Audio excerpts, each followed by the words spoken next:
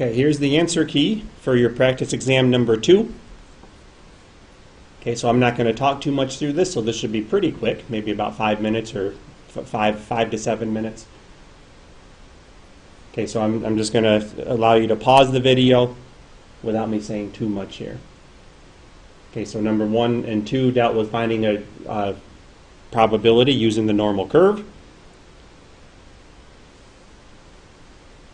Number 3 and 4 dealt with if you're given the area or probability, can you find the value of random variable x. Okay, so in number 3, the top 10% means that you're on the right-hand side of the curve at the top 10%, which means 90% are to the left of that value. So if you look that up in your z-table, you get a z-score of 1.28. So we're trying to find what weight is that cutoff. Well, you use z equals x minus mu over sigma, and we know that z is 1.28. Okay, so you solve that equation, and you get any weight above 4,053.6 grams will be in the top 10%. Okay, very similar in number 4, we have the 10th percentile, so P10. Okay, so remember they're asking you about P10. So that means you have the bottom 10%. So that's a z-score of negative 1.28. So you solve that equation, and the 10th percentile is 2,786.4 grams, which means 10% of the newborn babies weigh less than 2,786.4 grams. Okay, question number 5 on that example was the middle 95%. Okay, so we're up here on the left. The middle 95%, people miss this a lot because they go and look up 0.95 on the table. Okay, but remember that 0.025 is what's remaining in that left-hand tail. So the basic idea there is if you're the middle 95%, 5% left over to split between the two ends. So we have 0.025 over here and 0.025 over here. So what you want to look up is 0.9750 in the body of the table, or 0.0250, and you'll get a z-score of plus or minus 1.96. Okay, this z-score right here would be negative 1.96. This over here, this z-score will be positive 1.96. So we're basically saying that our value must be between negative 1.96 standard deviations from the mean. So we use our x minus mu over sigma, solve that by multiplying by 495 on each side, and then adding the 3,420. So a baby's weight between 2,449.8 grams and 4,390.2 grams would be the middle 95%. Okay, the other group of questions there, question number 6, that dealt with the central limit theorem, because now we're looking at the x bar distribution, or the sampling distribution of sample means. So we have the mean of the sample means, mu sub x bar, is the same as the original population. X bar, the standard deviation, is sigma over square root of n. So when we use that to find our probability that x bar is less than 3,500. And that gives you 0.7642. Okay, and then the next few questions also deal with the central limit theorem. Okay, so I'll let you look at that. And then on number 8, the original distribution was normal, so the central limit theorem applies. Remember, that goes to the two conditions of when we can use the central limit theorem or apply the central limit theorem, is when the original distribution was normal, or you have a large enough sample size with n greater than or equal to 30. We took samples of size 20, so if we didn't know that we had a normal distribution to start with, we couldn't have used the central limit theorem. Okay, so then we have 9 and 10 talking about unusual. Remember that a value is unusual if it's more than 2 standard deviations from the mean, or less than a 5% probability. So what you need to do for those, look up the z-score. The first one was an individual baby weight, so we're just using 495 for the denominator there for x minus mu over sigma. And the other one, it's the group of 20 babies, so that means we have to use the sigma of x bar, or the 495 over square root of 20 in the denominator there. Okay, then number 11, that deals with the binomial probabilities. Part A, I will ask you on one question on the exam to use the actual formula, okay, which is what this is here. So you're choosing 10 people. You want 7 successes, or 7 of them to have the own a mobile device. So 10C7, probability of success is 0.62 on any single draw, and you want 7 of them. The probability of failure is 0.38, and you want 3 of those.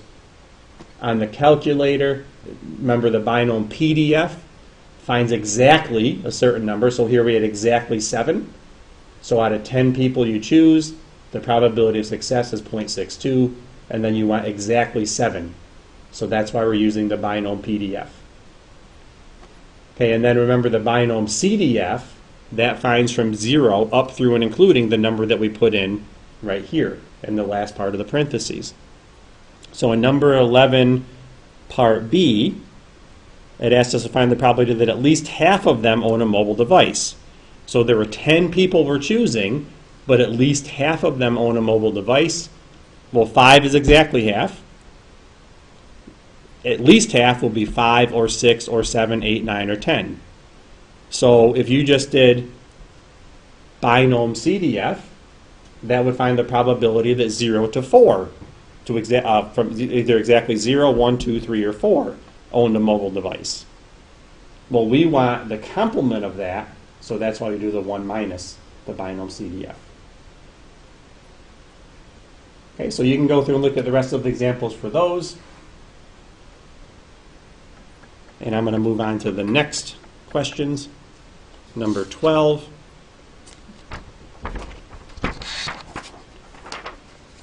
Okay, number 12 was a question. You can put the x and p of x in your calculator into list 1 and list 2. Okay, so you can say list 1 equals x, list 2 equals p of x. Okay, and that's going to your stat calculator, stat, and then edit. In list 1 you put your x values, list 2 p of x, and then you can do the 1 var stats on L1 comma L2. Okay, so nothing too crazy there. Number 13, we constructed a probability distribution, basically by taking the relative frequency of each value of the random variable, and then the mean is a sum of x times p of x. And again, you can just put that in your calculator. X is list 1, p of x is list 2, and then do the same thing as the last example with the 1 var stats on L1 comma L2. I will not ask you to find this by hand. Okay, and then the last examples, 14 and so on, dealt with confidence intervals. The first one was a confidence interval for a population proportion. Okay, and you need to be able to do these either using the calculator or by hand. If you can't use the calculator, I would say okay, you can do them all by hand.